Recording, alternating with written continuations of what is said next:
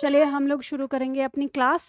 आज हम लोग शब्दावली में करने वाले हैं अनेकार्थक शब्द। ठीक है, चलिए देखेंगे साथ में कौन कौन से शब्द हमारे दिए हुए हैं। यहाँ निकाल लीजिए इंडेक्स देख के अनेकार्थक शब्द।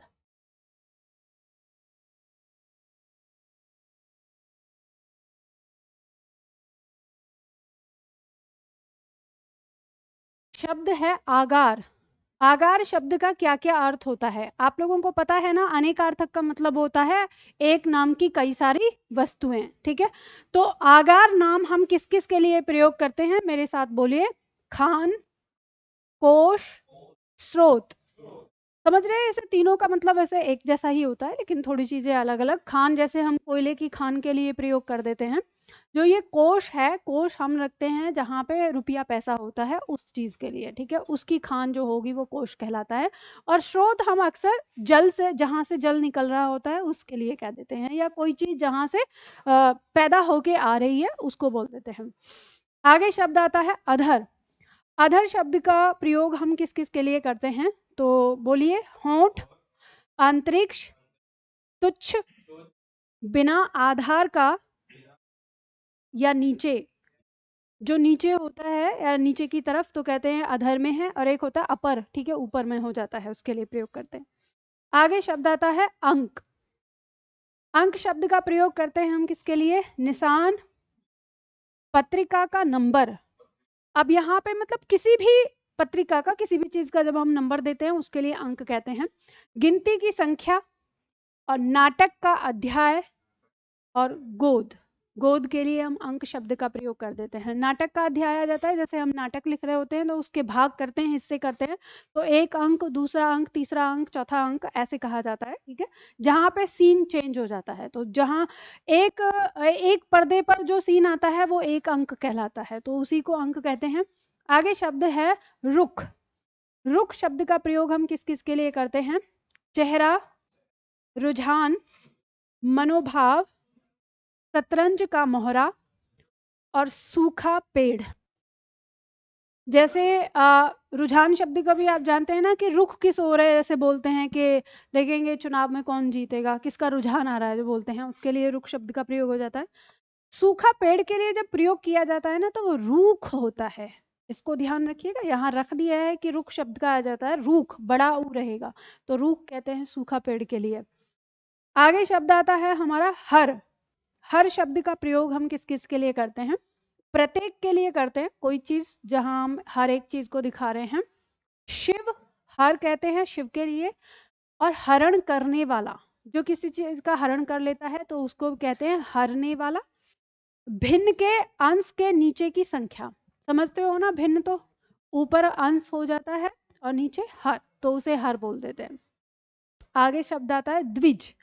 द्विज शब्द का प्रयोग हम किसके लिए करते हैं, तो द्विज करते हैं पक्षी के लिए, द्विज कहते हैं हम दांत के लिए, द्विज कहते हैं अंडज के लिए, द्विज कहते हैं ब्राह्मण के लिए, द्विज कहते हैं चंद्रमा के लिए, और द्विज कहते हैं प्राणी के लिए। अब देखो यहाँ पे ऐसे द्विज शब्द का शाब्दिक अर्थ देखें तो इसका मतलब होता है दो बार जन्म लेने वाला। तो जो दो बार जन्म लेता है उन्हीं उन्हीं के लिए हम द्विज कहते हैं। जैसे पक्षी दो बार जन्म लेता है, कैसे, कोई बताएगा? एक बार अंडे के रूप में और एक बार अंडे से बाहर। ठीक है, इसी तरह से दांत दो बार जन्म लेते हैं, एक बार दूध के दांत, एक बार रोटी के दांत, बोलते हैं ना से। बच्चा जब आता है पहले दांत आएंगे, फिर वो टूटेंगे कुछ समय बाद, फिर नए दांत आते हैं, वो जिंदगी भर रहते हैं फिर। ठीक है, ऐसे ही अंडज, अंडज हम कह देते हैं अंडे से उत्पन्न होने वाला, तो वही आ जाता है, तो पहले अंडा होता है फिर उससे आ जाता है उससे। ठीक है, ब्राह्मण, ब्राह्मण के लिए कहा जाता है, ब्राह्मण के दो जन्म माने जाते हैं। कौन से, एक माता से जब जन्म होता है और एक जब उसका यज्ञोपवीत होता है तब उसका जन्म माना जाता है कि अब वो क्या हो गया, एक ब्राह्मण हो गया, वहां से चलते हैं। उसी तरह से चंद्रमा, चंद्रमा के दो जन्म माने जाते हैं, पहले चंद्रमा हुआ फिर दोबारा कहानी आती है कि चंद्रमा को जब ग्रहण लग गया था तो उसके बाद भगवान शिव ने इसको जब अपने शीश पे धारण किया तो दूसरा जन्म दिया था, इसलिए चंद्रमा को द्विज कह देते हैं। और प्राणी, प्राणी का जन्म दो बार माना जाता है, एक बार किसी योनि में, जैसे मनुष्य की योनि या किसी पशु की योनि जब धारण करता है, और दूसरी बार उसका जन्म होता है जब उसकी मृत्यु होती है। अब आप कहेंगे बड़ी अजीब सी बात हो गई, मृत्यु तो जन्म कहाँ से हुई, तो जब इस शरीर को छोड़कर और वो अपने आत्म स्वरूप में जाता है तो उसके लिए वो नया जन्म है। हमारे लिए है वो ये वाली बात कि मर गया, उसके लिए नया जन्म है। पहले मनुष्य के रूप में आना मतलब या किसी भी शरीर को धारण करना पहला जन्म, और दूसरा जब उस शरीर को छोड़कर वापस से कहीं आना वो उसका दूसरा जन्म हो जाता है। तो इसलिए प्राणी को भी द्विज के नाम से कह दिया जाता है। चलिए आगे आता है शब्द हमारा अब्ज। अब्ज का प्रयोग हम किसके लिए करते हैं? कमल, चंद्रमा, शंख और कपूर, याद रखना है इसको। आगे शब्द है आराम। आराम शब्द का प्रयोग वाटिका, विश्राम, सुविधा, राहत के लिए हम करते हैं। आगे शब्द है कोटि। कोटि शब्द का प्रयोग हम करते हैं धनुष का सिरा, श्रेणी। श्रेणी का मतलब यहाँ पे प्रकार से है, ठीक है, ब्रैकेट में लिख सकते हो, श्रेणी का मतलब प्रकार से। और दूसरा होता है करोड़, ठीक है, संख्या का नाम है। अब आप देखते हैं ना, जैसे आता है कि 33 कोटि देवता जो रखे गए, तो कुछ लोग कहते हैं कि 33 करोड़ देवता होते हैं, अरे इतने करोड़ देवता, इतनी जनसंख्या नहीं है, ऐसे करके मजाक उड़ाते हैं ना। तो दरअसल वो उस शब्द का अर्थ गलत लेते हैं। 33 करोड़ नहीं, 33 प्रकार के देवता कहे जाते हैं। 33 प्रकार के कैसे?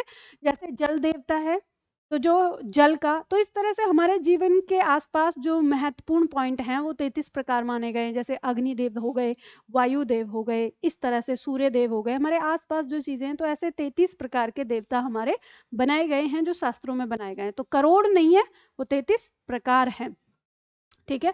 आगे शब्द आता है रस। रस शब्द का प्रयोग हम कहाँ कहाँ करते हैं? अर्क के लिए करते हैं। और ध्यान रखिएगा, अर्क किसका पर्यायवाची होता है? एक तो रस का हो गया, ठीक है, एक होता है सूर्य का, याद रख लीजिएगा, इसे आता है परीक्षा में। रस हम रूप के लिए कह देते हैं, रस पानी के लिए कह देते हैं, स्वाद के लिए रस कह देते हैं। और सत्व, सत्व का मतलब हो जाता है जो हमें आत्मा स्वरूप महसूस होता है, यानी अंतर मन में कोई भी आनंद, किसी भी तरह का भाव जो उत्पन्न होता है, तब उसके लिए आता है। निचोड़, किसी भी चीज का निचोड़ एक तरह से रस ही होता है, ठीक है। जैसे गन्ने का निचोड़ क्या है? वो गन्ने का रस हो जाएगा, तो उसी के लिए आ रहा है। आनंद, तो जब हम रस पढ़ेंगे, आपको पता है रस, रस के टॉपिक के बारे में कितने छात्र नहीं जानते कि रस कौन सा टॉपिक है हिंदी में? तुम नहीं जानते रस के बारे में? जानते हो रस के बारे में? अरे सब जानते हो? तो मैंने ये कहा है जो नहीं जानता वो हाथ उठाए, हाथ किसी ने उठाया नहीं है। पूछ रहे सब जानते हो, तो कोई नहीं जानता। मतलब मैंने कुछ ऐसा प्रश्न पूछा है जो आपको समझ नहीं आया? जानते कितने हैं? हाँ हाँ, करुण रस, श्रृंगार रस, ये इन सब की बात कर रही हूँ ना। तो उसी रस का मतलब होता है आनंद, ठीक है, जो आनंद शब्द का प्रयोग करते हैं। और धातु की भस्म, किसी भी धातु को जलाकर जब राख कर दिया जाता है तो उसको रस कहते हैं। इतने सारे शब्द आते हैं। आगे देखो, अगला शब्द आता है आपका खग। खग कहते हैं हम पक्षी को, तारा को, बाण को, याद रखना है इनको। दक्ष, आगे शब्द है दक्ष। दक्ष कहते हैं हम कुशल, जो कुशल होता है अपने आप में योग्य। ब्रह्मा के पुत्र का नाम है दक्ष। चतुर व्यक्ति को, चालाक व्यक्ति को दक्ष कह देते हैं, और प्रजापति का नाम दक्ष है। वैसे आपको यहाँ पे बताऊं तो कुशल और चतुर दोनों का मतलब एक ही होता है। तो मतलब जो चालाक और तेज तीव्र होता है उसको दक्ष कह देते हैं। और ब्रह्मा के पुत्र दक्ष को ही प्रजापति कहा जाता है। तो ये दोनों भी एक ही हो गए। तो दोनों में से किसी एक को आएगा, ये अलग अलग आता है। एक बार परीक्षा में पूछ लिया कि ब्रह्मा के पुत्र का नाम है दक्ष, या एक बार पूछ लिया प्रजापति का नाम है। तो ये दोनों चीज क्या है? एक ही है, दक्ष, ठीक है। आगे शब्द आता है खर। खर शब्द का प्रयोग हम करते हैं किस किस के लिए? गधा, तिनका, प्रखर। प्रखर मतलब जो तेज होता है, तीव्र, ठीक है, उसके लिए। एक राक्षस का नाम है खर। खर दूषण पढ़ा होगा, खर दूषण दो भाई थे, ठीक है, एक खर और एक दूषण, तो उसी में खर। और एक कड़ा, कड़ा जो होता है हाथ में पहनने वाला। और दुष्ट, दुष्ट व्यक्ति के लिए भी खर का प्रयोग कर देते हैं, ठीक है। आगे आता है शब्द हमारा वर। वर शब्द का प्रयोग हम किस किस के लिए करते हैं? तो दूल्हा, श्रेष्ठ, कोई श्रेष्ठ है उसके लिए, वरण करने योग्य, जिसका वरण किया जा सके। वरदान, वरदान के लिए वर शब्द का प्रयोग कर देते हैं। पति के लिए वर का प्रयोग कहा जाता है। और आशीर्वाद, कि जैसे कहते हैं ना आशीर्वाद देते हैं, इसे वर दे दो, ऐसे बोलते हैं ना, ठीक है। तो ये शब्द आता है। आगे शब्द है उर्मी। उर्मी शब्द का प्रयोग हम पीड़ा के लिए करते हैं, पीड़ा कष्ट जो होता है उसके लिए उर्मी कह देते हैं। लहर और दुख, वैसे दुख और पीड़ा दोनों एक ही चीज है, तो दुख और पीड़ा के लिए उर्मी शब्द का प्रयोग होता है। आगे शब्द आता है पुष्कर। पुष्कर शब्द का प्रयोग किस किस के लिए होता है? कमल के लिए हम पुष्कर शब्द का प्रयोग कर देते हैं, और कमलों से भरा तालाब के लिए हम पुष्कर का प्रयोग कर देते हैं। ध्यान रखिएगा, परीक्षा में आपका तालाब का पर्यायवाची आता है पुष्कर। तो तालाब का पर्यायवाची पुष्कर वो तालाब होता है जिसमें कमल उगाए जाते हैं, तो उसके लिए कह दिया जाता है। तो कमलों से भरा हुआ तालाब भी पुष्कर कहलाता है। आकाश को हम पुष्कर के नाम से जानते हैं, स्वर्ग को, सूर्य को और ब्रह्मा को भी हम पुष्कर के नाम से जानते हैं। शब्द है उपल। उपल शब्द का प्रयोग हम ओला, जो वर्षा में पड़ता है ना कभी कभी बर्फ के रूप में, तो उसे कहते हैं ओला। पत्थर, बादल और रत्न, उपल नाम का एक रत्न होता है। आगे शब्द आता है अंबर। अंबर शब्द का प्रयोग हम करते हैं किस किस के लिए? वस्त्र के लिए, आकाश के लिए, बादल के लिए, एक प्रकार का इत्र, कपास के लिए, अभ्रक के लिए और एक प्रकार की नजर, ठीक है, देखना। जैसे मान लो आपने देखा हो, कहते हैं ना तीगना, घूरना, देखना, ऐसे ही अंबर शब्द भी नजर के लिए प्रयोग होता है। अगर कोई ये कहे कि तीग रहा है, तो क्या समझते हो इससे? मतलब गलत नजरों से देख रहा है, घूर रहा है, खाने पे घूर रहा होता है, क्या घूर रहा है ऐसे कहते हैं, ठीक है, कि कोई खा रहा होता है कि अरे क्या घूर रहा है, तो मतलब ललचाई हुई नजरों से देखना। ऐसे ही अंबर बोलते हैं, तो प्यार भरी नजरों से देखने के लिए अंबर शब्द का प्रयोग होता है। आगे शब्द आता है अक्षर। अक्षर शब्द का प्रयोग कहाँ होता है, किस किस के लिए? वर्ण के लिए हम अक्षर शब्द का प्रयोग कर देते हैं, और इस वर्ण के लिए जो हम अक्षर शब्द का प्रयोग करते हैं, यही क्या पैदा करता है? कंफ्यूजन पैदा करता है आगे, ठीक है। चल के आगे शब्द आता है ब्रह्मा। ब्रह्मा के लिए हम अक्षर शब्द का प्रयोग कर देते हैं। क्यों किया है?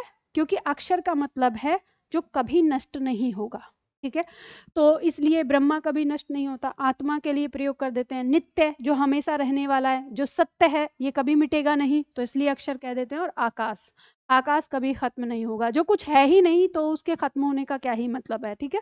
तो ये आ जाता है अक्षर शब्द का। तो ये जितने भी शब्द दिए हुए हैं आपके अनेक शब्दों के लिए, अनेकार्थक शब्दों में, ये आपको याद करना है। बाकी मैंने आपको बताया कि आपको परीक्षा के स्तर पे आपको कैसे याद करना है इससे, या नहीं बताया था? बता दिया था ना कि कितने याद करने हैं। देखो पवन को याद है, हाँ, बाकी किसी को याद नहीं है। मैंने आपको बताया है कि अनेकार्थक शब्दों को लेकर आपको घबराना नहीं है। पहला सेट और दूसरा सेट आपको याद रख लेना है, याद करने की कोशिश करना। पहला और दूसरा याद हो जाता है तो अच्छा है, आपके अलंकारों के लिए ये आपको वहाँ पे फायदा करेगा। और परीक्षा के लिए आपको याद करना है, तो इसमें लास्ट में जो आपको प्रश्न उत्तर दिए हैं, 60 या 65 प्रश्न आपको दिए हैं, इन प्रश्नों को अच्छे से रट लेना। यही इन्हीं में से आपको परीक्षा में मिल जाएगा हूबहू।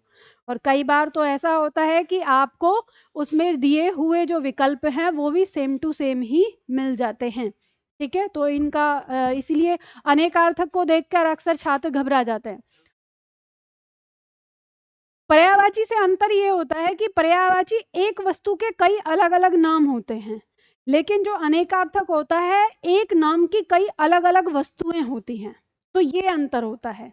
जैसे हमने कहा, अगर हमने कमल शब्द के लिए बोला, तो कमल शब्द के कई सारे अलग अलग नाम हैं। जैसे हमने जलज कह दिया तो जिसमें ज लगाता है, जैसे हमने पयोज कह दिया, ठीक है, वारिज कह दिया, तो ये सब क्या है? कमल के ही नाम हैं, तो कमल के अलग अलग नाम।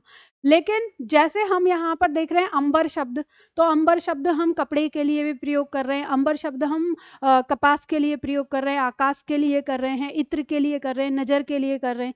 तो ये अलग अलग वस्तुएं हो गई जिनके लिए हम एक ही नाम प्रयोग कर रहे हैं, तो ये अंतर होता है। तो अनेकार्थक, अनेक अर्थ रखने वाला शब्द, तो इसलिए कहते हैं। वही पर्यायवाची को कहते हैं समानार्थक, तो समान अर्थ रखने वाला शब्द, तो इतना अंतर है, ठीक है। आगे आता है हमारा, हम लोग पढ़ रहे थे शब्द निर्माण की विधि। तो शब्द निर्माण की विधि में हम देखेंगे, आज हम लोगों को पढ़ना है उपसर्ग।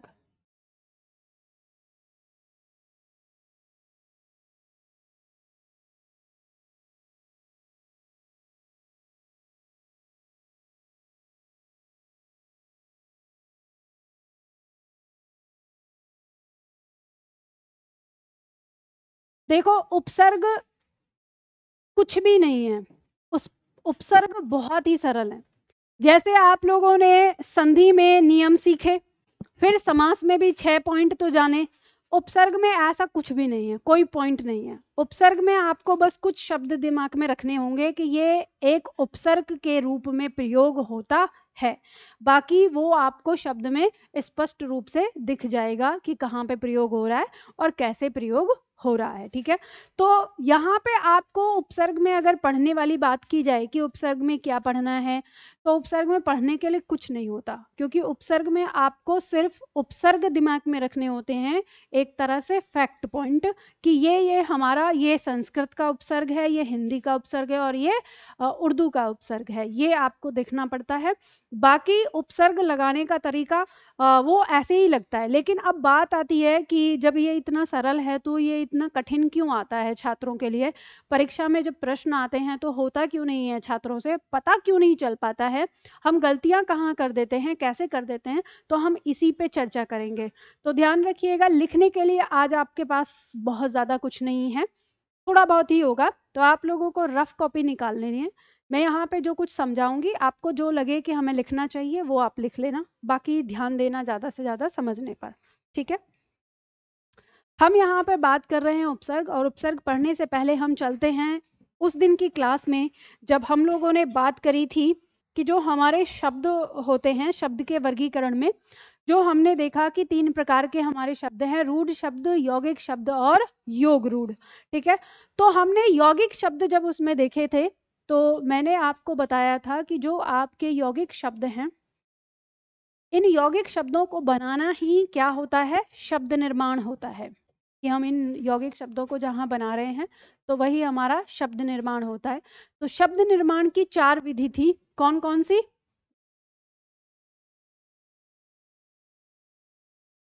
संधि, समास, उपसर्ग और प्रत्यय।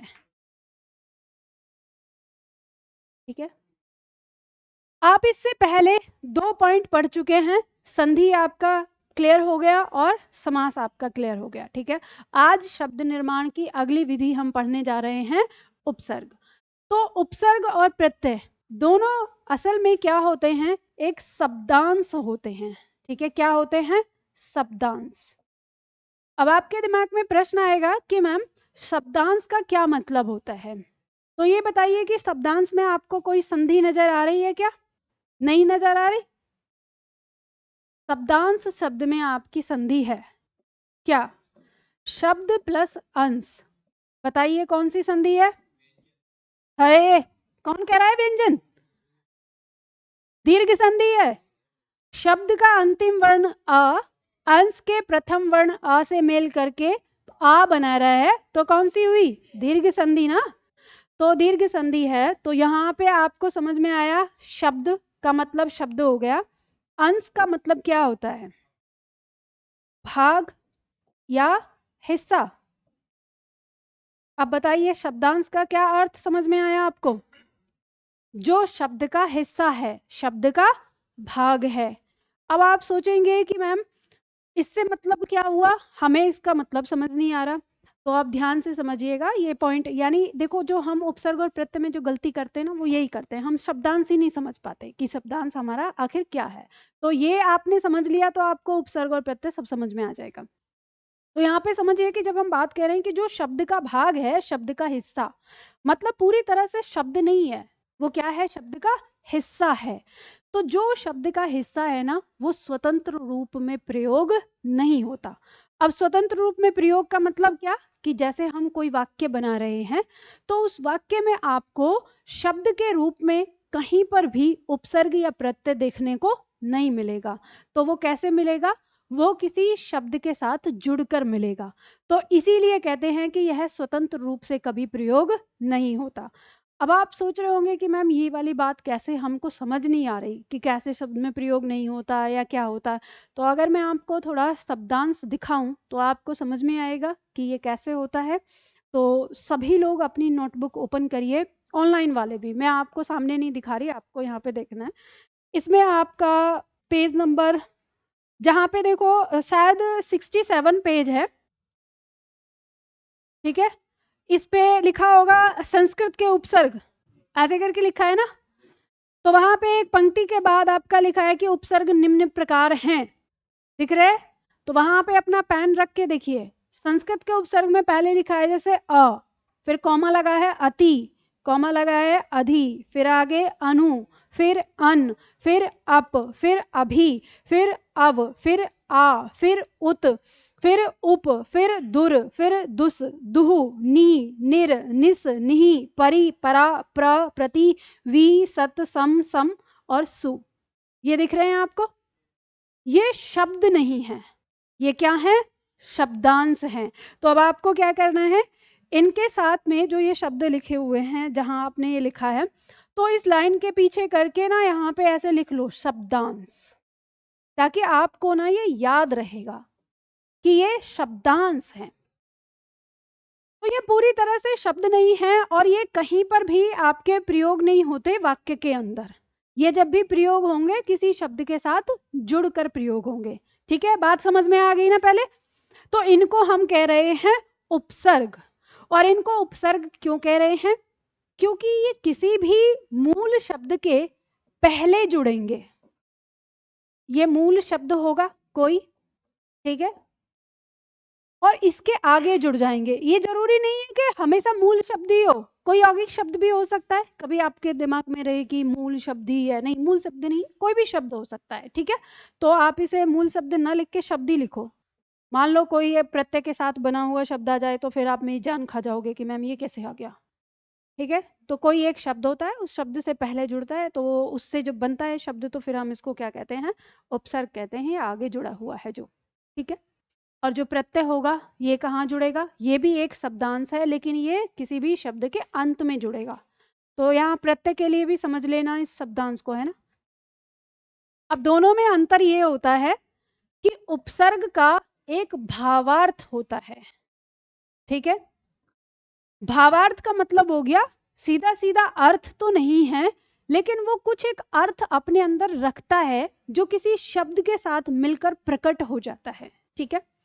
तो ये भावार्थ आपको कैसे पता चलेगा किन शब्दों में होता है? तो वो आपको लिस्ट दी गई है, वहां से आपको पता चल जाएगा कि किस उपसर्ग का कौन सा भावार्थ है। अब आपका प्रश्न होगा, तो मैम क्या शब्दांश जो प्रत्यय वाला है इसका भी भावार्थ होता है? तो इसका नहीं होता, इसका कोई भावार्थ नहीं होता है, इसका कोई अर्थ नहीं होता।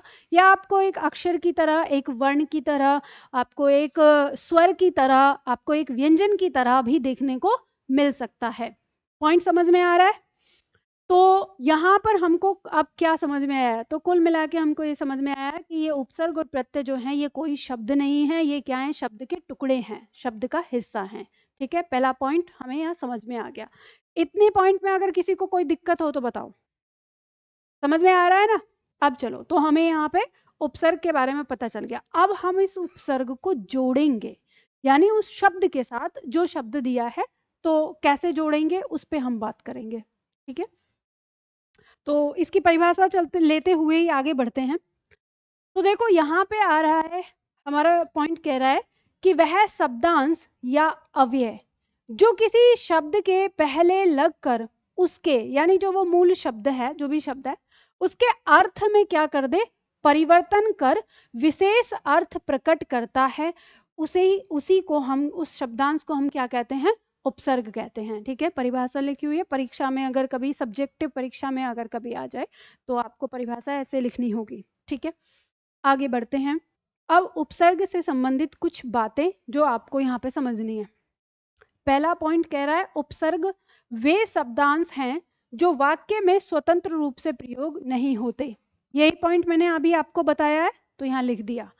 और ना ही इनका अपना कोई विशेष अर्थ होता, ठीक है। विशेष कोई अर्थ नहीं होता, इनका सदैव भावार्थ लिया जाता है, ठीक है। अब जिसको मैं बॉक्स में डाल रही हूँ, आप लोग भी साथ में बॉक्स में डालते रहो। इससे एक तो आपको पता चलेगा कि पॉइंट हमारा क्या है जिसको हमको दिमाग में रखना है, ठीक है। तो इनका हम क्या लेते हैं? भावार्थ लेते हैं, जो भिन्न भिन्न हो सकता है।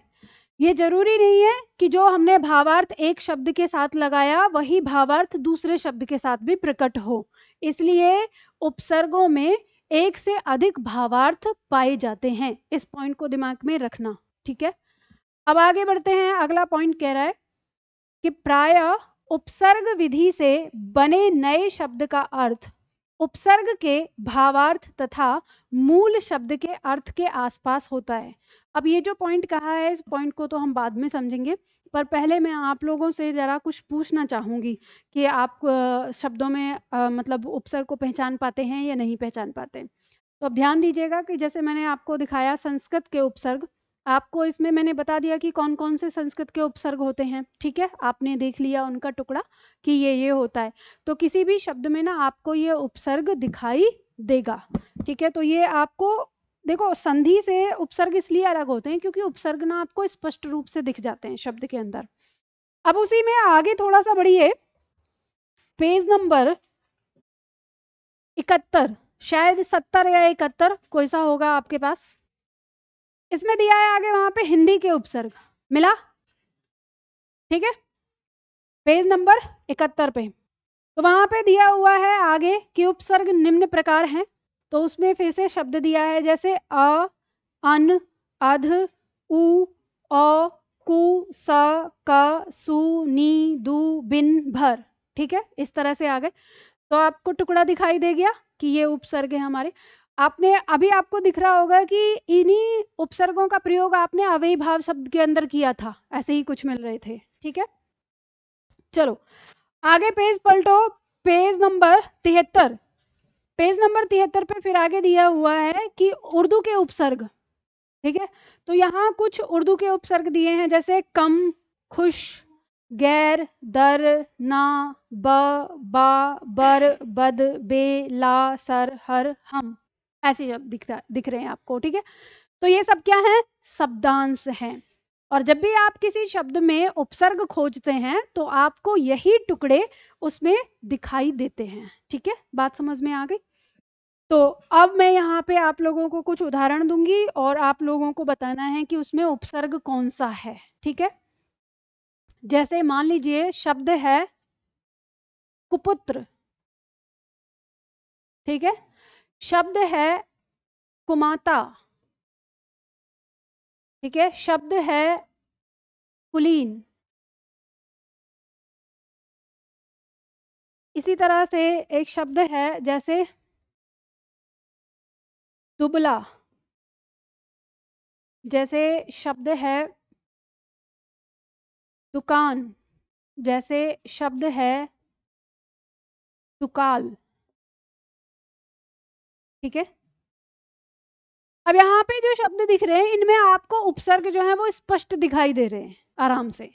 तो पहला जो शब्द है, बताइए इसमें उपसर्ग क्या है, को उपसर्ग है और पुत्र इसमें शब्द हो गया। बात समझ में आ गई। दूसरा शब्द है, इसमें को उपसर्ग है और माता इसमें सार्थक शब्द हो गया एक, ठीक है। अब उसी तरह से बताइए कुलीन में क्या उपसर्ग है, को उपसर्ग है और सार्थक शब्द क्या हो गया, लीन, पक्का।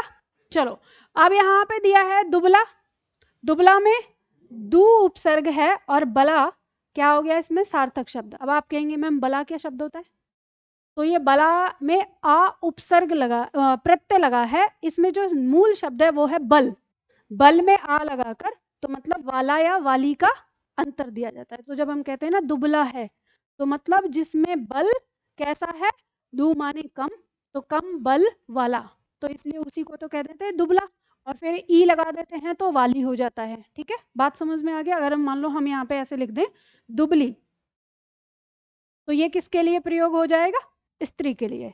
तो ये पुरुष के लिए हो गया, स्त्री के लिए। तो इसमें मूल शब्द जो है वो हमारा क्या है, बल है ना, तो इसलिए यहाँ पे शब्द आ रहा है। अब देखो दुकान शब्द में क्या हो गया, दू उपसर्ग हो गया और कान क्या हो गया, शब्द हो गया। और दुकाल में दू उपसर्ग हो गया और काल क्या हो गया, उपसर्ग हो गया, सॉरी शब्द हो गया, ठीक है। अब ये बताइए कि इसमें कोई कठिनाई है, बताओ पवन। सरल है, कितना सरल है, बहुत सरल। चलो अब मैं कुछ और शब्द लिखती हूँ, आपको मुझे फिर से बताना है। तो ये संधि से सरल लग रहा है, कठिन लग रहा है? कठिन लग रहा है? तो इसमें समझ में नहीं आएगा क्या? संधि से सरल है। चलो अगला शब्द है उपभेद। इसमें कौन सा उपसर्ग है? उप, और शब्द क्या है?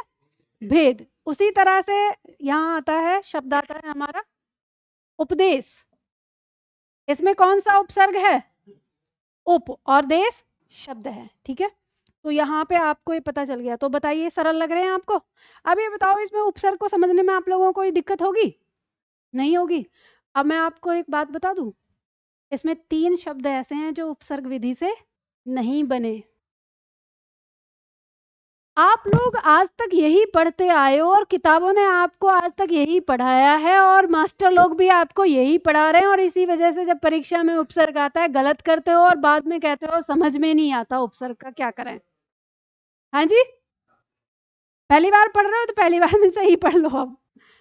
तो इनमें से तो खोज के बताओ, जो पहली बार पढ़ रहा है खोज के बताओ इनमें से वो कौन सा शब्द है जिसमें उपसर्ग विधि नहीं है।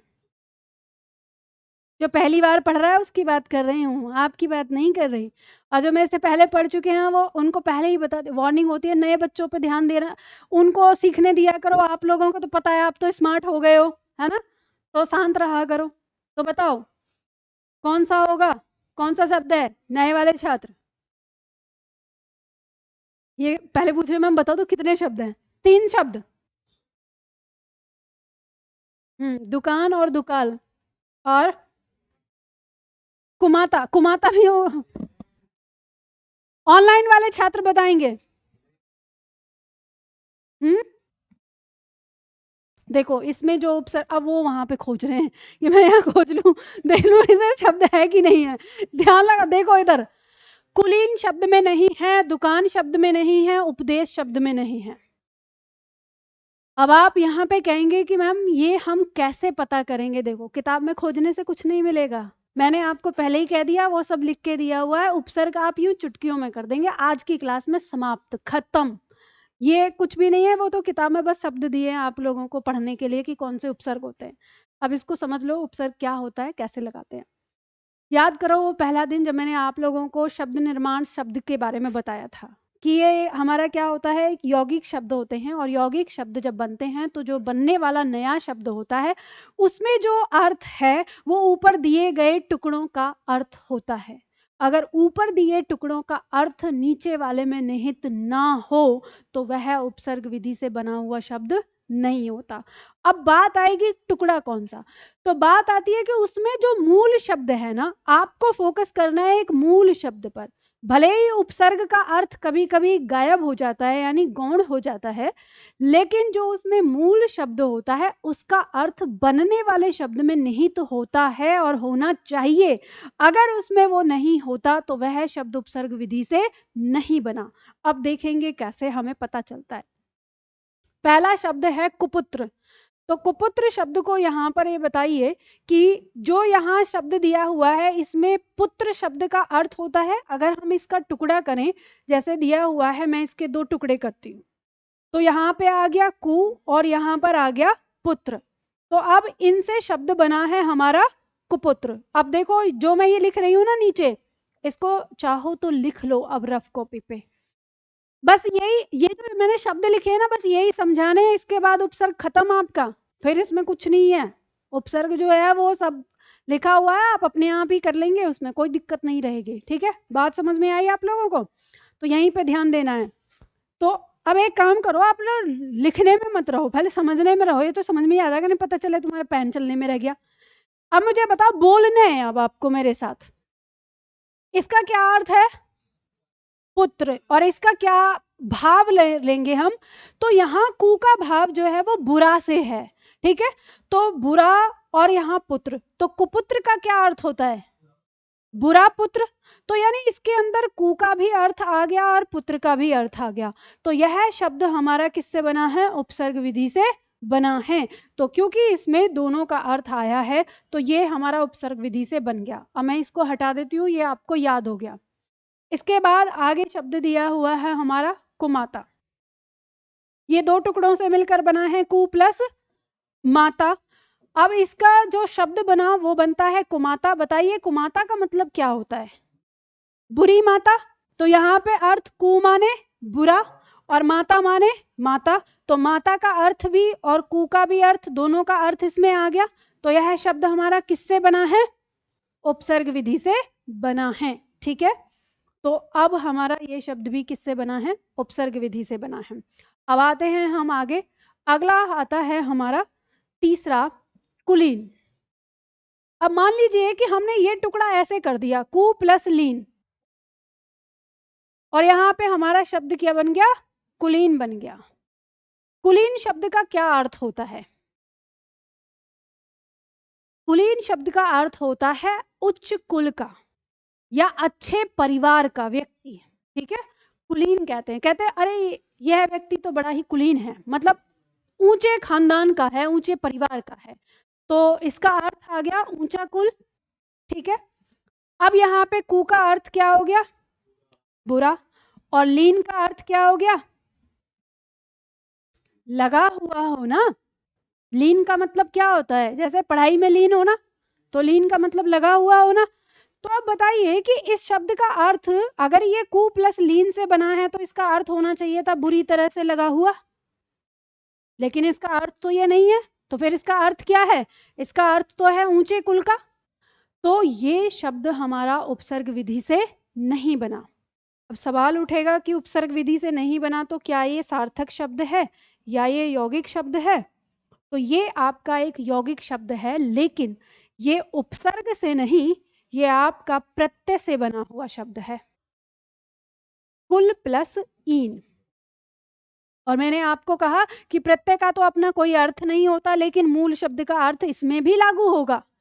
यही पॉइंट आप समास में सीखते आए हैं कि दोनों टुकड़ों का अर्थ मिलना चाहिए, और यही पॉइंट आप कहाँ पे सीख रहे थे? संधि में, कि दोनों शब्दों का अर्थ मिलना चाहिए। और यही पॉइंट आपने किस में देखा? उपसर्ग में। और यही पॉइंट आप आगे देखेंगे प्रत्यय में भी, कि जो मूल शब्द है उसका अर्थ हमें मिलना चाहिए। तो इस कुल का मतलब होता है परिवार। हमने पढ़ा था समश्रुति भिन्नार्थक में, हम देख रहे थे कुल और कूल का अर्थ तब, तो हमने पढ़ा था वहां पे कि कुल का मतलब क्या होता है? परिवार। तो यहाँ पे अब देखो परिवार शब्द का, और इसमें हमने कहा क्या कहा? ऊंचे परिवार का। तो इस शब्द में परिवार शब्द का अर्थ निहित है, तो यानी ये हमारा किससे बना हुआ है? प्रत्यय विधि से बना है। तो आपको समझ में आ गया कि कैसे इसमें उपसर्ग नहीं है, क्योंकि उसमें अपना मूल शब्द है ही नहीं। ठीक है, अब इसके बाद तो इसका मतलब कुलीन शब्द में, अब याद रख लेना परीक्षा में पूछा गया प्रश्न है, यहाँ जितने भी टॉपिक पॉइंट लिए हैं ना सारे परीक्षा में पूछे हुए हैं। ये ऐसे आता है, 4 शब्द देकर, मान लो दिया है दुबला, दुकान, दुकाल, उपभेद, इनमें से कौन सा शब्द है जिसमें उपसर्ग नहीं है? या ऐसे पूछ ले दुबला, दुकान, दुकाल में कौन सा शब्द ऐसा है जिसमें उपसर्ग नहीं है? और चौथा विकल्प दे दे सभी में उपसर्ग है, तो क्या लगा के आ जाओगे? सभी में उपसर्ग लगाया होगे, अभी तो आपने यही लगाया सभी में उपसर्ग है।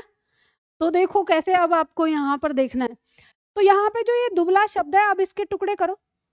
आपने टुकड़ा किया दू प्लस बला, और मैंने आपको बताया ही कि ये बला शब्द जो है किससे बना है? बल प्लस आ। अब इससे ही आपको पहचान होती है कि जो हमारा शब्द है उसमें कौन सी विधि लागू हो रही है। तो यहाँ देखो मूल शब्द आ गया। अब ध्यान रखिएगा, आपकी परीक्षा में एक प्रश्न बनता है, कोई भी शब्द देगा, जैसे मान लो दुबला दे दिया, और आपसे कहेगा कि इसमें मूल शब्द पहचानिए, और फिर वहां पे बच्चे रोना शुरू कर देते हैं, हाय हमको तो पढ़ाया ही नहीं है, ऐसा किसी ने पढ़ाया नहीं है, बताया नहीं, हम कैसे छांटे इसमें से मूल शब्द।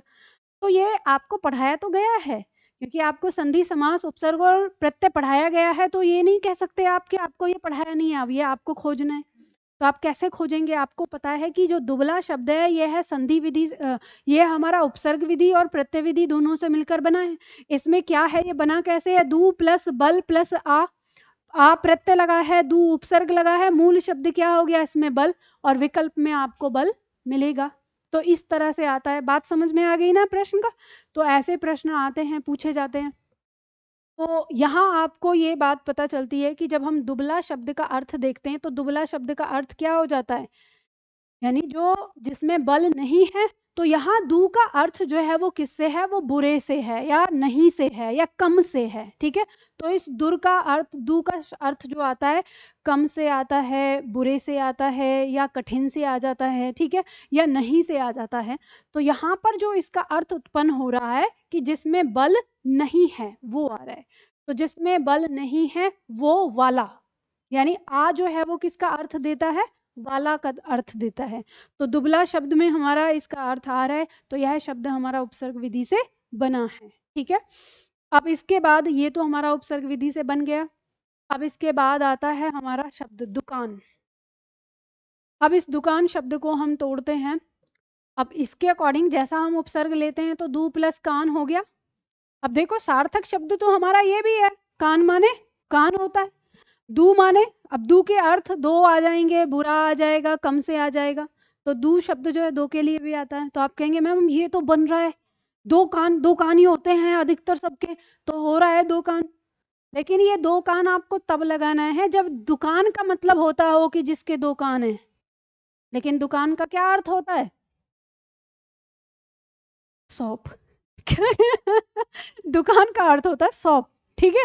चलो आपने मान लिया दुकान का अर्थ शॉप होता है, तो आप समझ गए ना, दो कान से तो कोई लेना देना नहीं है उसका।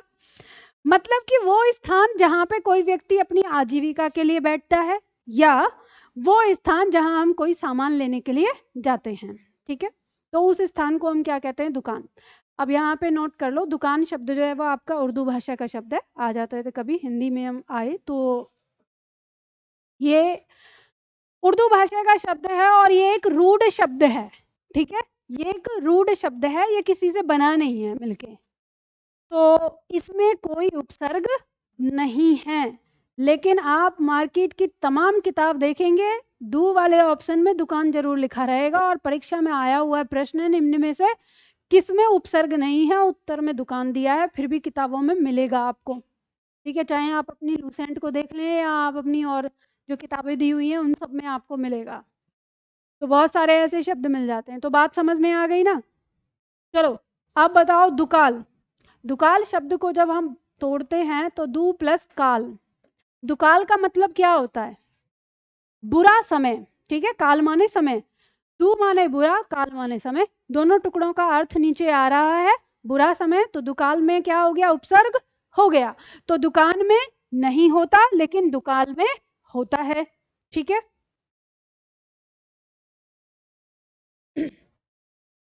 इसके बाद आता है हमारा अगला शब्द उपभेद। उपभेद को जब हम दो हिस्सों में बांटेंगे तो उप प्लस भेद। यहाँ उप का अर्थ होता है से छोटा, समझ रहे हैं, जिसके भी आगे हम लगा देंगे उससे छोटा। तो हमने यहाँ पे भेद के आगे लगाया भेद से, यानी तो भेद से छोटा। तो जब आप किसी चीज का वर्गीकरण करते हैं तो आप कहते हैं ना इसके इतने भेद हैं और फिर इसके उपभेद हैं। जैसे हमने समास पढ़ा था कि प्रधानता के आधार पर समास के 4 भेद हैं, तत्पुरुष समास के 2 उपभेद हैं। वो उसके अंदर ही रखा क्योंकि वो तत्पुरुष समास के अंदर था, तो वो उपभेद आ गया हमारा। तो यानी इसका मतलब कि ये क्या हो गया, इससे बना है शब्द, ऊपर वाले शब्द का अर्थ भी निहित है इसमें, तो ये हमारा शब्द बना है उपसर्ग विधि से। लेकिन वहीं पे हम जब उपदेश की बात करते हैं तो अगर हम इसे 2 टुकड़ों में बांटें, उप प्लस देश, तो देश का मतलब देश किसी राष्ट्र को कहते हैं, किसी स्थान को कहते हैं। उप का मतलब हो गया छोटा, और उपदेश का मतलब क्या होता है, ज्ञान देना, भाषण देना। तो यहाँ पे जब हम कहते हैं कि वह उपदेश दे रहा है मतलब ज्ञान दे रहा है। तो बताइए कि उप माने से छोटा और देश माने देश, तो देश से छोटा, क्या उपदेश का अर्थ उससे कहीं मिल रहा है, नहीं मिल रहा। तो ये उपदेश शब्द हमारा उपसर्ग विधि से नहीं बना। अगर इस उपदेश का अर्थ होता राज्य या प्रदेश तो ये हमारा इससे बना हुआ होता, क्योंकि उसमें देश से छोटा, राज्य क्या होता है, देश से छोटा होता है। लेकिन उपदेश का मतलब तो राज्य नहीं होता, तो जब राज्य नहीं होता तो ये कुलीन शब्द की तरह हो गया, इसलिए ये भी कट जाएगा हमारा। बिल्कुल बात समझ में आ गई। ये पॉइंट आपको उपसर्ग में समझना पड़ेगा। ध्यान रखिएगा, आप अगर अंग्रेजी भाषा में जाएंगे तो आपको अंग्रेजी भाषा में भी जो आपके लगाए जाते हैं, उपसर्ग लगाए जाएं या प्रत्यय लगाए जाएं, वो ऐसे ही होते हैं। मूल शब्द के आगे जब हम छोटे छोटे शब्दांश को लगाते हैं तो मूल शब्द का अर्थ उनमें निहित होता है, तभी वो हमारे क्या बनते हैं, नए शब्द बनते हैं। अन्यथा वो शब्द जो नया बना हुआ है, जैसे उपदेश बन के आया है, अपने शकल से देखने में लग रहा है कि इसमें हमारा उपसर्ग हो सकता है, लेकिन इसमें उपसर्ग हमारा नहीं है। ये पॉइंट अगर आपने समझ लिया तो उपसर्ग आपका खत्म, फिर उसमें कुछ नहीं बचता। और अगर ये पॉइंट आप नहीं समझ पाए तो फिर दुनिया की कोई ताकत आपको मतलब उपसर्ग नहीं सिखा सकती। फिर तो वो चीज़ हो जाती है रटने वाली, आप रटते रहो किस शब्द में कौन सा नहीं है। तो आप जब भी देखोगे शब्दों को, आपको उसी प्रक्रिया से, उसी चीज़ से यहाँ पर उपसर्ग को देखना पड़ेगा। ठीक है, बात समझ में आ गई ना?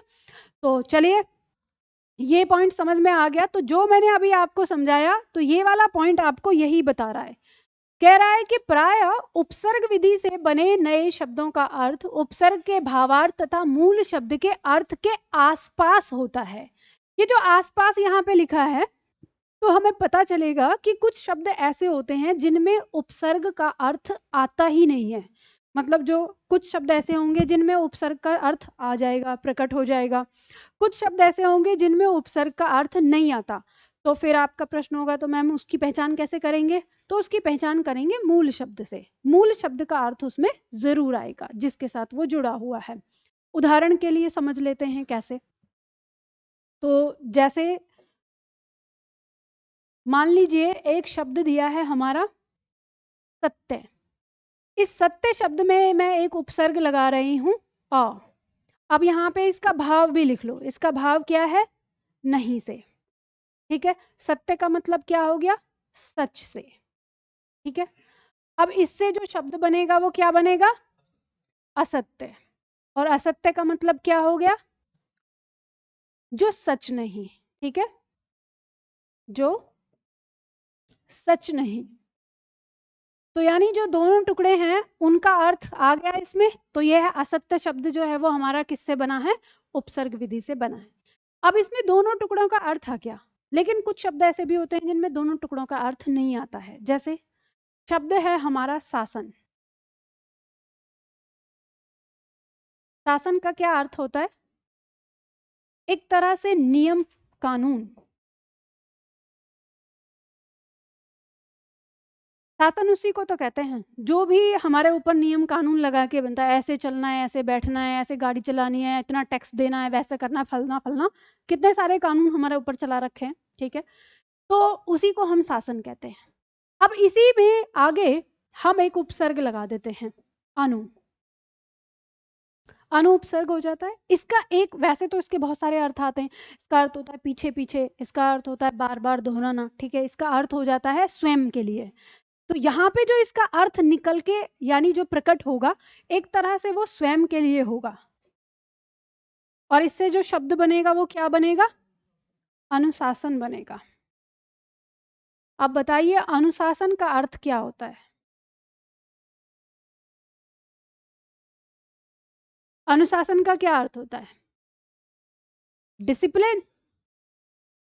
डिसिप्लिन क्या होता है? नियम से चलना। किसके द्वारा नियम से चलना? स्वयं के द्वारा। ठीक है, देखो शासन जब है तो शासन कोई और दूसरा चला रहा है हमारे ऊपर, लेकिन अनुशासन जो होता है वो स्वयं चलाते हैं हम अपने ऊपर। मतलब कि मैं झूठ नहीं बोलूंगा, ये मेरा डिसिप्लिन है। मैं समय से आऊंगा, ये मेरा डिसिप्लिन है। ठीक है, तो जब हम कोई भी काम, जब कोई कानून या कोई नियम हम अपने ऊपर लागू कर देते हैं, वही क्या कहलाता है? अनुशासन कहलाता है। तो यानी इसमें अर्थ हमारा क्या हो गया? स्वयं के ऊपर नियम कानून क्या हो जाता है? अनुशासन। ठीक है, तो आपको दोनों में दिख रहा है ना कि कैसे आता है हमारा ये अर्थ, इसका बनता है शब्द से। तो जहाँ पे आपका स्पेस दिया है वहाँ पे ये लिख लो, नीचे आपको इनके अर्थ भी लिख के ये शब्द बनाने हैं।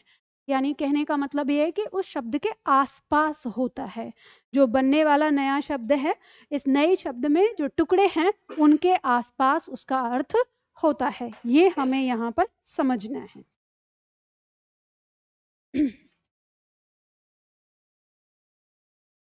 और ये पॉइंट अगर आपने समझ लिया तो आपको ये सारी चीजें समझ में आ जाती हैं। बताओ पवन, कुछ कठिन लग रहा है या बात क्लियर हो रही है? समझ में आ रही है ना? बस इतना ही है, ये समझ में आ जाए तो हो गया, बस फिर तो उपसर्ग में कोई दिक्कत ही नहीं होगी। और यही होता है, ये वाली चीजें हम नहीं समझ पाते हैं, हमको सीधा उठा के दे दिया जाता है, फिर किसी शब्द में हम तो ऊपर से ही खोजने लगते हैं कि शकल से जो दिख रहा है वो उपसर्ग है सब कुछ। तो ध्यान रखना, जो जैसा दिखता है वैसा होता नहीं है, ये बात भी सच है। जल्दी से उतार लीजिए फटाफट से, फिर हम खत्म कर देते हैं उपसर्ग को। मुझे एक बात ये समझ में नहीं आती, लोग उपसर्ग में क्या पढ़ाते हैं 4-4 दिन? मैं यही सोच रही हूँ, मैंने कहा उपसर्ग में लोग 4-4 दिन क्या पढ़ाते हैं? मेरे लिए तो उपसर्ग 10 मिनट का है बस, क्योंकि इसमें आप जो कुछ भी बचा है वो सिर्फ आपका अपना अभ्यास है और कुछ है ही नहीं इसमें।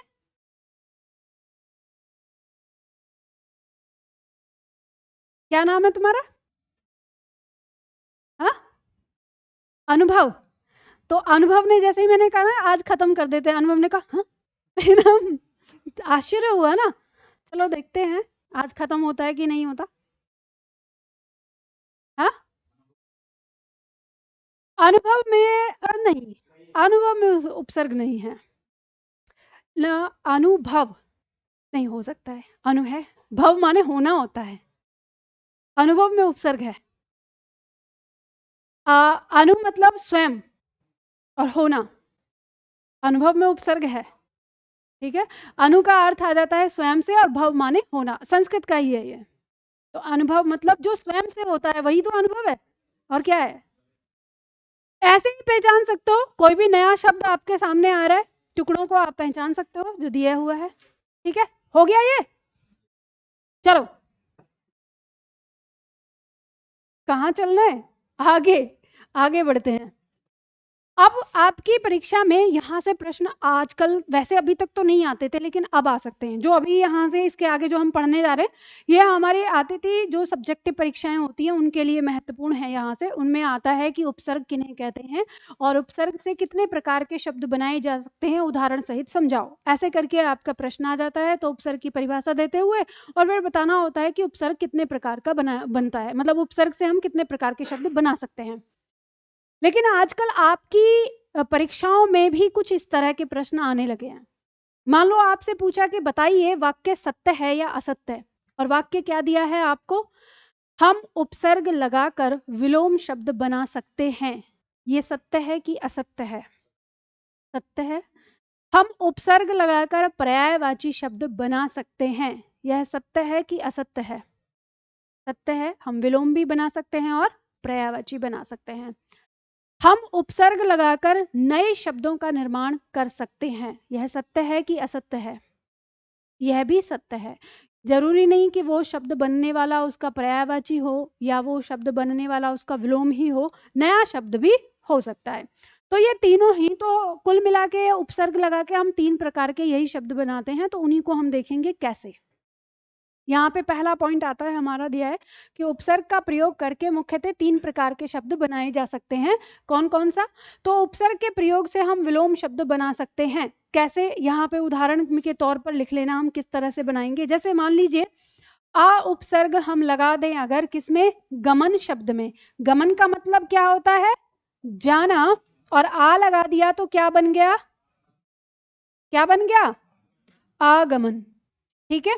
उसी तरह से हमने एक शब्द लगाया, हमने अ उपसर्ग लगाकर हमने यहाँ पे सत्य लिखा, तो सत्य का विलोम क्या बन गया हमारा? असत्य, ठीक है। बना सकते हैं हम, उतार लो इसको जल्दी से। तो हम ऐसे विलोम बना देते हैं। उसी तरह से मान लीजिए हम वी उपसर्ग लगाकर देश में जोड़ दें तो क्या हो जाएगा? विदेश। अब ध्यान रखना, ऑनलाइन वाले छात्रों से मुझे बहुत लगने लगा है डर। आप कहेंगे कैसे? अभी मैं देख रही थी डाउट, तो एक बच्चे ने लिखा कि मैम मूल शब्द तो, मूल स्वर तो 2 प्रकार के होते हैं, उत्तर में तो 4 प्रकार का दिया है। कैसे? अब प्रश्न को देख के मुझे इतना भयानक गुस्सा आया कि मैंने सीधा फोन लगवा दिया। मैंने कहा फोन लगाओ इस बच्चे को, दिमाग खराब करता है। मैंने कहाँ पढ़ाया, पर वो इत्तेफाक से समझो कि वो ना लड़की निकली। मैंने ज्यादा डांटा नहीं, अगर लड़का होता तो मैं सच में डांटती, क्योंकि अब आप कहेंगे मैं लड़की से क्या कहूँ, घर में आटा दाल चावल इन सब का हिसाब रखने वाली, अब इनसे क्या ही बोले। हाँ ये कह रहे हैं हद हो गई। आपका काम नहीं है? अच्छा क्या क्या काम करते हैं आप? भी रोटी बनाते हैं? हाँ, चलो बहुत बढ़िया है, तो ठीक है। खैर मजाक वाली बात है, इनसे इन सब बातों से हटेंगे। तो मैंने उससे पूछा कि बताइए कहाँ मैंने पढ़ाया है आपको? तो कह रही मैम मुझे कन्फ्यूज़न हो गया। मैंने कहा निकालो अपनी नोटबुक। कि हाँ निकाला मैंने, इस पेज पे जाओ, हाँ देखो वहाँ पे मूल स्वर लिखा होगा, कितने प्रकार के हैं? मैम 4 प्रकार के। मैंने तुमने प्रश्न क्या भेजा है मेरे पास? कह रही मैम गलती हो गई। गलती हो गई? मुझे इन्हीं सब चीज़ों के चलते मैं डाउट बॉक्स को नहीं खोलती हूँ। इतना भयानक भयानक गुस्सा आता है। दूसरा डाउट देखा तो कह रहा मैम अपना भविष्य दिखवाइए, मैं आपसे रुपये नहीं लूंगा, आपने पढ़ाने के मुझे रुपये लिए हैं, मैं आपका भविष्य देखने का रुपये नहीं लूंगा। ये डाउट है? दिमाग खराब हो गया भाई, ये डाउट है तुम्हारा? ऐसे आप बताओ कि कैसे दिमाग खराब ना हो मेरा। क्लास का टाइम हो गया था, 2 मिनट आपके बचे हुए थे, इसलिए कॉल नहीं किया। अभी उसको जाने के बाद यहाँ से बताऊंगी देख मेरा भविष्य, मैं बताती हूँ तेरा भविष्य। तू तो अलग ही बात है, मैं बताती हूँ तेरा भविष्य क्या होगा। गजब हालत है भाई, सच में गजब हालत है। उतार लिया? चलो देखो,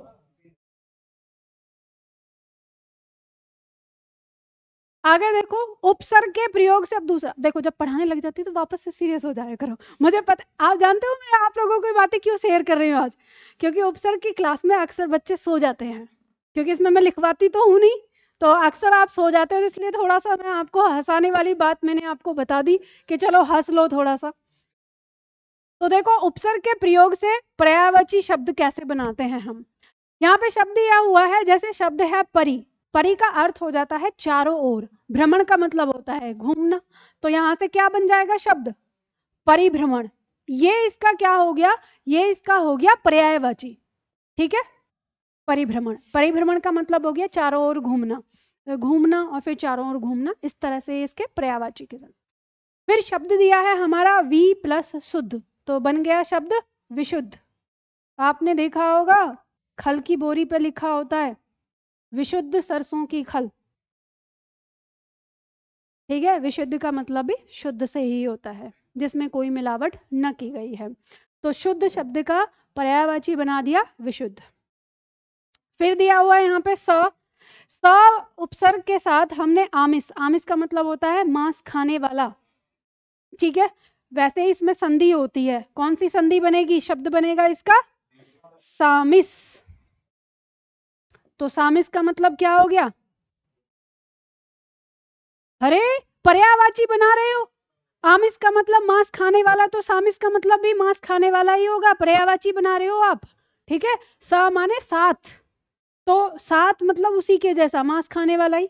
ठीक है, तो यहाँ पे अब जो आपके दिमाग में डाउट आएगा वो ये आएगा कि मैम अभी तो हमने देश में वी लगाकर तो विलोम बना दिया था, और यहाँ पे शुद्ध में हमने वी लगाकर इसका पर्यायवाची बना लिया, तो क्या ये ऐसा हो सकता है? तो ध्यान रखिएगा ऐसा होता है। अब इसका क्या नियम है कि किस शब्द के साथ पर्यायवाची बनेगा या किसके साथ विलोम बनेगा, तो इसका नियम कोई हमारे व्याकरण में नहीं दिया है, आपको शब्दों का अर्थ समझते हुए चलना पड़ेगा। ठीक है, हाँ जी। किसका? निरामिस, निर से लगेगा। आमिष में जो आमिष शब्द है उसमें निर जुड़ जाएगा, तो निर माने नहीं, तो मांस नहीं खाने वाला। और इसको याद रखना, बहुत ज्यादा पूछा जाता है, ये रिपीट होता है, आमिष का पर्यायवाची सामिस और आमिष या सामिस का विलोम निरामिस। ठीक है, अनेक शब्दों के लिए एक शब्द में भी पूछा जाता है ये, तो ये आपको ध्यान रखना है। वो ऐसे आ जाएगा, मान लो ये ऐसे आ गया कि जो अमिष ना खाता हो, तो ना खाता हो तो निरामिष। अमिष माने मांस होता है, लिख लेना, शब्द है अमिष। अमिष का मतलब होता है मांस। ठीक है, और उसमें आमिष में आ लगा दिया, हम आ बना के फिर उसको आमिष बना देते हैं, तो यानी खाने वाला। ठीक है, तो ये आ जाता है। इसके बाद तीसरा पॉइंट हमारा आता है उपसर्ग के प्रयोग से नई विशेषता वाले शब्द। तो जब उपसर्ग के प्रयोग से नई विशेषता वाले शब्द कैसे होते हैं, ना तो वो उस शब्द का विलोम होता है और ना ही वो उसका पर्यायवाची होता है। तो जैसे यहाँ पे अनु प्लस शासन से बना है हमारा शब्द अनुशासन। तो अनुशासन जो है ये हमारा ना तो पर्यायवाची है और ना ही विलोम है, नया शब्द है। अधि प्लस कार से हमारा शब्द बना है अधिकार, ना पर्यायवाची है ना विलोम है, एक नया शब्द बन के आया है। अनु प्लस रूप से हमारा शब्द बनता है अनुरूप। अनुरूप का मतलब हो जाता है के अनुसार। कहते हैं जैसे यहाँ का मौसम हमारे अनुरूप है या हमारे अनुरूप नहीं है, तो के अनुसार हो गया, ठीक है। तो शब्द बन गया, नया अर्थ बन गया, ठीक है। तो ये आ जाता है, ये शब्द जो हमारे बन के आ रहे हैं ये नई विशेषता वाले शब्द कहे जाते हैं। तो पॉइंट आपको समझ में आ गया, 3 प्रकार के। अब परीक्षा में अगर आए कि उपसर्ग से हम कितने प्रकार के शब्द बना सकते हैं, तो 3 प्रकार के, विलोम, पर्यायवाची और नई विशेषता वाले, ठीक है। चलिए, तो यहाँ तक ही आता है आपको उपसर्ग में जो समझने और समझाने वाला पॉइंट होता है। आगे जो पॉइंट रहेगा वो आपको अब अभ्यास करना है। तो अब हम देखेंगे यहाँ पर संस्कृत के उपसर्ग। एक बात मैं आप लोगों को यहाँ बता देती हूँ, जब इसकी संख्या और इन सारी बात करते हैं हम कि उपसर्ग कितने होते हैं, ऐसा भी कुछ लोग बोलते हैं, तो ध्यान रखिएगा इनकी संख्या निश्चित नहीं है, बदलती रहती है इनकी बहुत सारी संख्या, क्योंकि हमारे विलोम जो हमारे उपसर्ग आते हैं वो संस्कृत वाले भी होते हैं। कुछ को हम इनके साथ में रखते हैं, लेकिन कुछ को तो हम यहाँ पे रखते नहीं है, लेकिन परीक्षा में वो हमारे फिर भी आते हैं। तो जो जो हमारी परीक्षा में आ सकते हैं उनको मैंने यहाँ पे समेटा है, जो आते हैं उनको भी इसमें रखा है। तो आपको उसी आधार पर देखना है। तो यहाँ पे दिया है कि प्रायः संस्कृत, जो संस्कृत के उपसर्ग होते हैं वो संस्कृत शब्दों के साथ लगे होते हैं। आपको एक और पहचान मिल जाएगी कि जो संस्कृत के उपसर्ग हैं वो संस्कृत के शब्दों के साथ ही लगते हैं, जो हिंदी के उपसर्ग हैं वो हिंदी के शब्दों के साथ ही मिलते हैं, और जो उर्दू के उपसर्ग हैं वो उर्दू के शब्दों के साथ ही मिलते हैं। लेकिन आधुनिक समय में हमारे थोड़े से बदल भी गए हैं, हिंदी के उपसर्ग के साथ उर्दू के शब्द या उर्दू के उपसर्ग के साथ हिंदी के शब्द।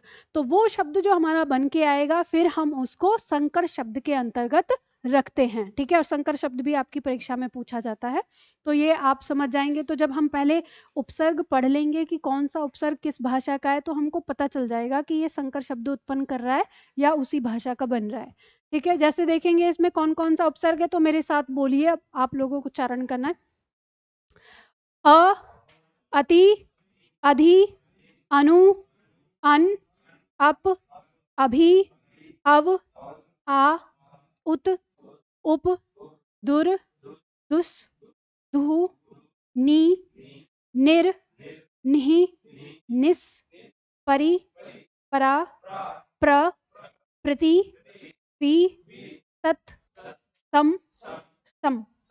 देखो दोनों सम में क्या अंतर है, एक में आपका अ स्वर लगा है और एक में स्वर नहीं लगा है, ठीक है। तो इसमें आपको ध्यान रखना है, ये जो सम होता है इसका अर्थ होता है समान से, ठीक है, एक तरह से, और इस सम का मतलब होता है सामने से, थोड़ा सा अंतर इनमें रहता है। सु अंत में आ जाता है हमारा। तो ये हमारे संस्कृत के उपसर्ग हैं और हम इन शब्दों को देखेंगे। अब इन सारे उपसर्गों का भावार्थ आपका दिया हुआ है, तो देखो यहाँ पे दिए हुए हैं, आपके शब्द बनाने हैं।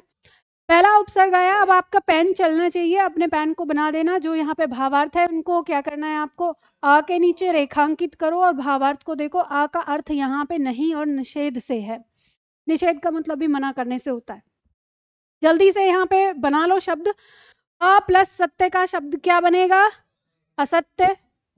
तो यहाँ पे आपको मिल रहा है सत्य का अर्थ, ठीक है। अ प्लस कल्पनीय तो क्या बनेगा, अकल्पनीय। लिखो जल्दी जल्दी से, बनाना है अब आप लोगों को। अ प्लस दृश्य से बना है अदृश्य। अच्छा, दृश्य का अदृश्य क्या हो जाएगा, विलोम हो जाएगा। सत्य का, अब यहाँ पे जो आपको शब्द दिख रहे हैं ना, ये सब विलोम दिख रहे हैं ना। कल्पनीय का अकल्पनीय विलोम हो गया, सत्य का असत्य हो गया, ठीक है। अ प्लस कथित का क्या हो गया, अकथित हो गया, ठीक है। तो विलोम भी हो जाएगा ये इसका। बताओ पवन। कठिन लग रहा है? सरल है ना? जल्दी से बना दो, फटाफट अब बनाते चलो। आगे देखो, उपसर्ग अति। अति उपसर्ग है, इसका भावार्थ क्या है? अधिक या ऊपर से है, ठीक है, अधिक या ऊपर से। तो देखो शब्द बना है हमारा अति प्लस रिक्त, तो शब्द क्या बन जाएगा? अतिरिक्त, ठीक है। फिर शब्द बना है हमारा अति प्लस वृष्टि, वृष्टि का अर्थ होता है वर्षा, ठीक है, तो यहां शब्द क्या बनेगा? अति वृष्टि। अब देखो अति वृष्टि जब शब्द हमारे सामने आ गया तो अति माने अधिक आ गया और वृष्टि माने वर्षा, तो शब्द हमारा अर्थ क्या बनेगा?